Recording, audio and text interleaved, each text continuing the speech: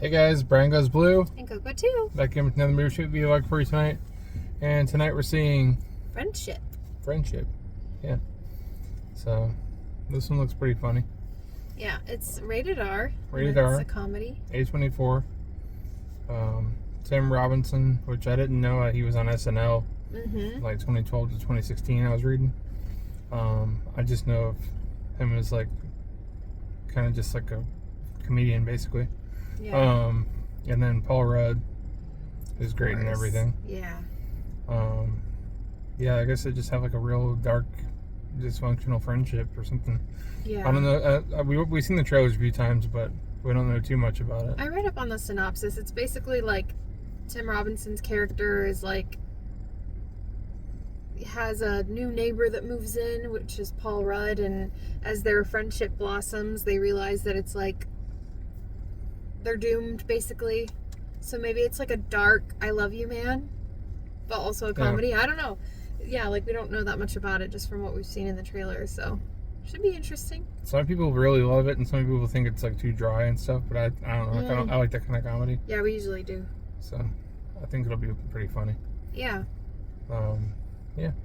Yeah, it's really packed. Between really packed. Lilo and Stitch and Mission Impossible, it is packed. Yeah. It probably won't be this packed when we leave. It's a Memorial Day weekend. Yeah. So everybody's got off work and school and all that. So. Oh, we're kind of patriotic with our colors. Yeah, red, white, and blue. Happy Memorial Day, everybody. Hopefully, you'll see this much later, but hopefully everybody had a safe and happy Memorial Day with your friends and loved ones. Yep. So we have tomorrow off. It's currently Sunday, so we, we're gonna just whatever. Enjoy the day. Enjoy not having to work. Exactly. So we do have to get drinks and a refill on our popcorn. So we're like 20 minutes ahead. 10 minutes. Oh, it's not. Yeah. Okay. Yeah. 10 minutes. Yeah. All right. That's just like way more time than I'm used to. Like 2 minutes more. Yeah. But all right, let's get in there and check it out. Oh, and I'm gonna go. Hopefully they have that Exorcist coin. I'm gonna go check the number on that to see if it says 666. If it doesn't, we're doomed. We're all doomed. So, okay. Past quite a few trees today. To the AMC's we go. Yeah. It's nice to see you. Ever seen Paul Rudd in something that's not like, you know, Ghostbusters or Ant-Man or, you know, something like that. Or Death of the Unicorn. Death of the Unicorn was funny. That was fun. But he wasn't in it as much as we thought he would be. Right. So yeah. It's cool to see him in just a comedy again. Yeah. I've just seen 2 people leaving the theater with Stitch plushies. Oh yeah. Everybody's getting Stitch on. Yep. They probably got them. There's a ton of Stitch plushies over at Five Below. Yeah. So. Yep. Yeah. Summer is here. Summer is here. Very hot.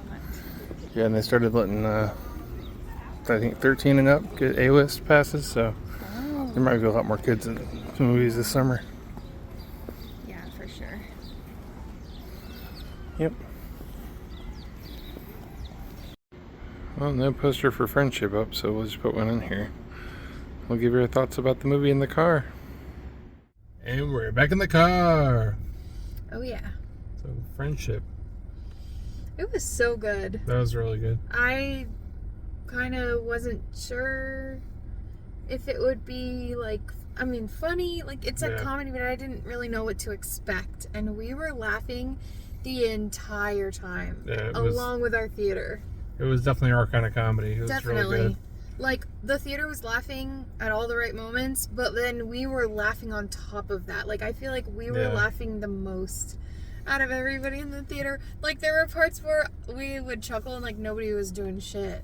Yeah, there's just like oh, okay. Some side stuff going on in the frames and stuff that was just like hilarious. Like, I don't know, stuff that like very subtle, funny. Like, I don't know. Like some early Paul Rudd mannerisms and stuff that we were laughing at. Oh yeah. His mannerisms are always funny. Yeah. But Tim Robinson, he stole the show. He was great in this. Yeah. This is his movie. Really good. Oh yeah, and sometimes like he wouldn't even have to say anything; just his facial expressions alone were gold. And I'm really glad that other people took to it so well. Like, you know what I mean? Like, it was nice that like other people. Yeah, the rest of the crowd was going along with it pretty good. Mm-hmm.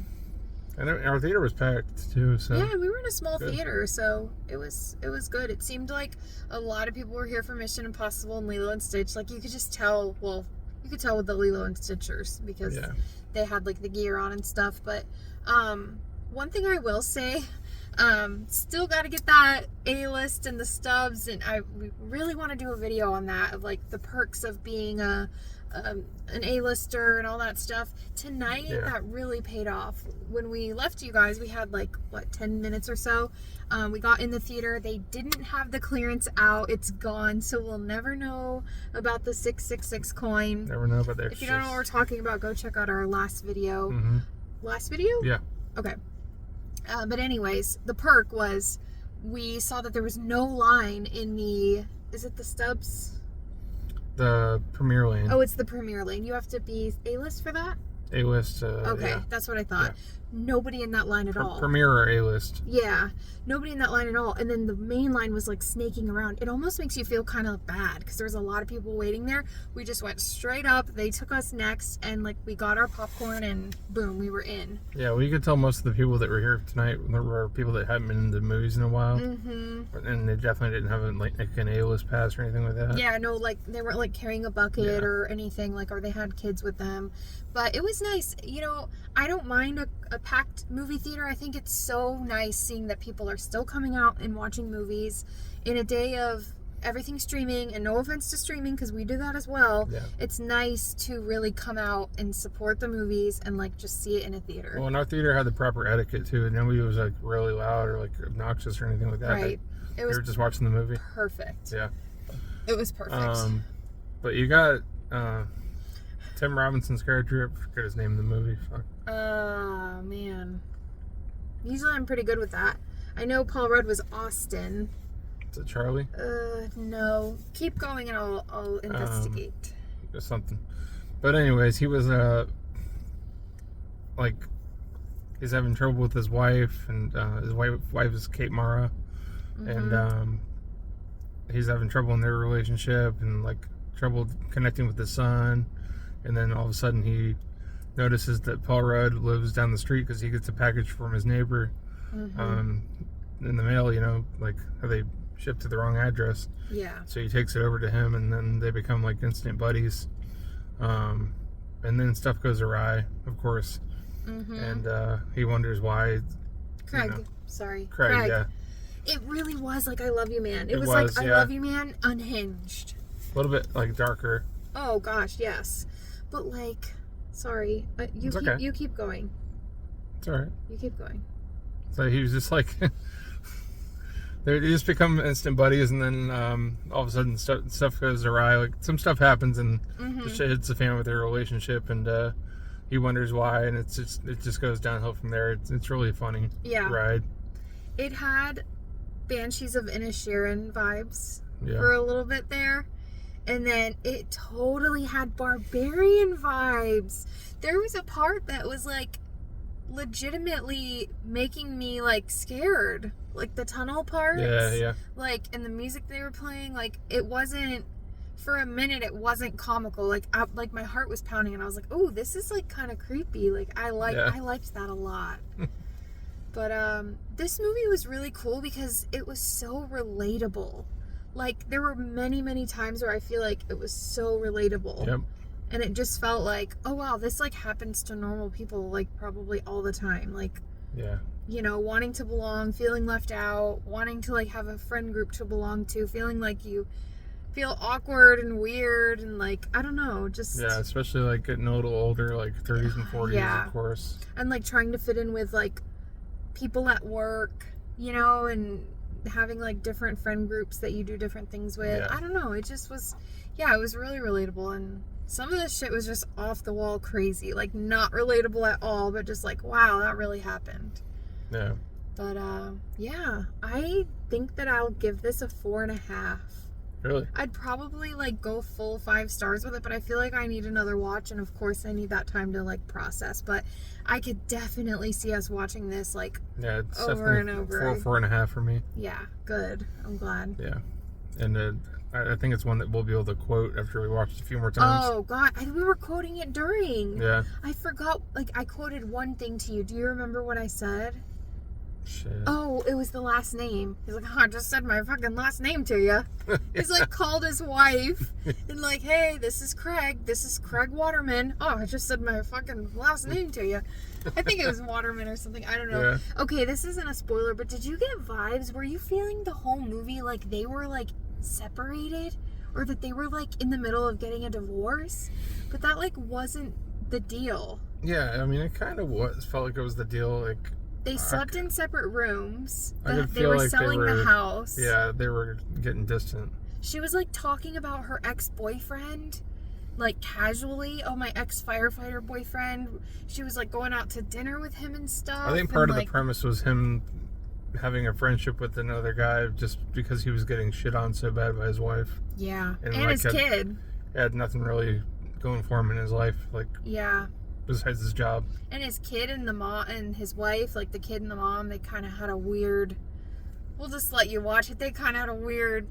Yeah, weird relationship. Yeah, but not weird relationship. Just like a moment that everybody was like, like it was one. Like everybody reacted kind of. But I like him because he just calls out everything he sees. It's great. He's like the king of intrusive thoughts. Like he just says whatever. It's like, oh, okay, cool. Like he just, hell yeah. Let's all be more blunt. Yep. But more Stitchers. Yeah, so yeah, just an all around fun time. Mm-hmm. Like the music was really good. It like played along well with the scenes where it was like serious or fun and just like lighthearted, and there were serious moments. There was stuff like you said that where the shit hit the fan, but yeah, you could always tell there was like they were playing like metal in some of those. Oh yeah, there was a lot of Slipknot. Yeah, a lot of Slipknot. Yeah. Slipknot. Okay, I'm just gonna say this movie isn't for everybody. Like we don't have the same tastes as like let's say you watching, but I definitely think that you should give it a try and like. It's definitely not a mainstream comedy. No. Like, if you put this like in a big theater, I don't think the mainstream audience is really gonna go for it. There wasn't even a poster for it out there. But unfortunately. Yeah, unfortunately. But if you like indie comedies and can take some subtle dry humor and some realism with your comedy, like I definitely recommend checking this out. Definitely. Yeah, definitely give it a watch, and you don't have to come out and see it in theaters. We decided to just because, you know. Yeah, you do. Come see it in theaters. Yeah, go support the theater and go see it in theaters. So tomorrow we're gonna go see Lilo and Stitch. We chose tomorrow, Monday, because if you see it in Dolby, you get a free surprise. We'll show you that tomorrow when we get it. If you already know, then you do know, but we will show it to you. You'll see it in the next video for our Lilo and Stitch. We're actually gonna do a morning showing so that we can we've done this a few times in the past.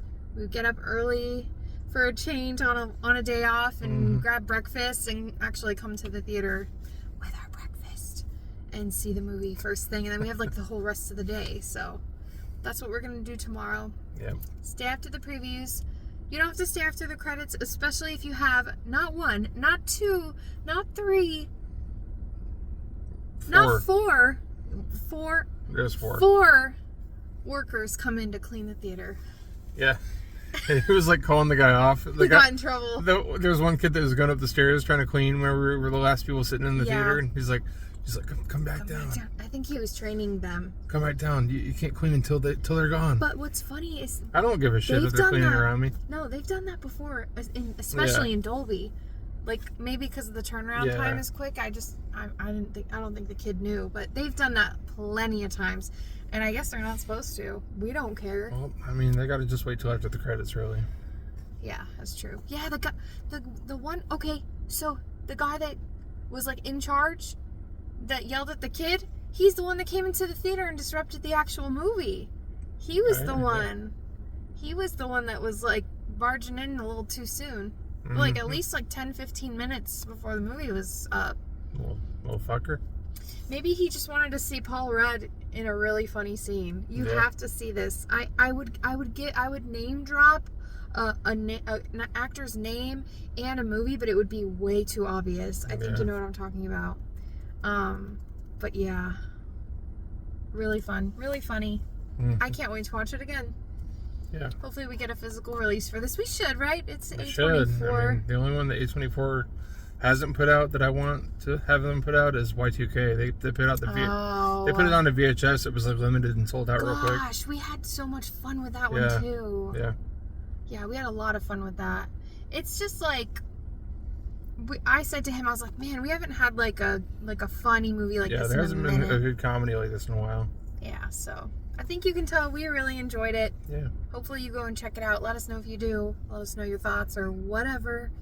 And we'll be back for the next one. Brian Goes Blue. And Coco too. Signing off, guys. Bye. Bye. Headlights on our face. Mm-hmm.